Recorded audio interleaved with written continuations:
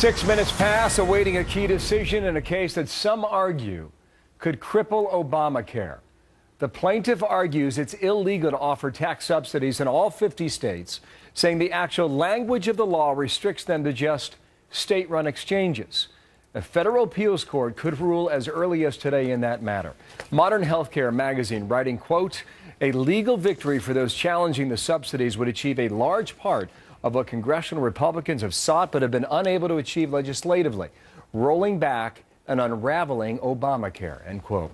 Melissa Francis, host of Money with Melissa Francis, Fox Business Network, 2 o'clock Eastern. How are you, Money? Good morning. Fantastic. Happy Friday to you. Thank you. And you as well. What's the issue here, Melissa? This is a big one. So the case is Halbig versus Sebelius. And, this is one that has been quietly brewing. And as you said, it states that the language of the law itself limits those subsidies to only states where they're using state-run exchanges. That's only 14 states. So it's saying it is illegal for the IRS to supply subsidies in the other states where they have federally run exchanges, or they use the federally run exchange. That's 36 states. So this is a big deal. If this challenge goes through, there are a lot of places that then those subsidies, 36 states, would no longer be valid, could no longer be used. What would it mean if the subsidies went away? A lot of folks say that it would then just expose the real cost of Obamacare in those places. It would mean that without the feds in there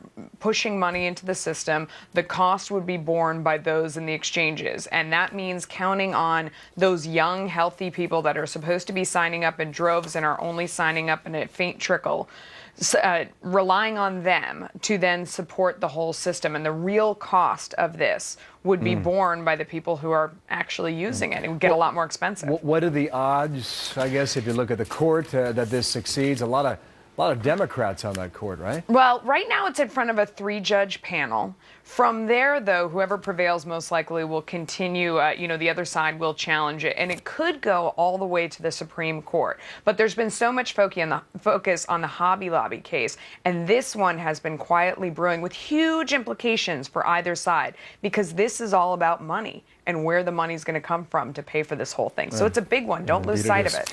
That's your middle name. That's right. Money. 2 p.m. Fox Business. We'll check you out then. Thank you. Melissa Francis. Thank you. All right.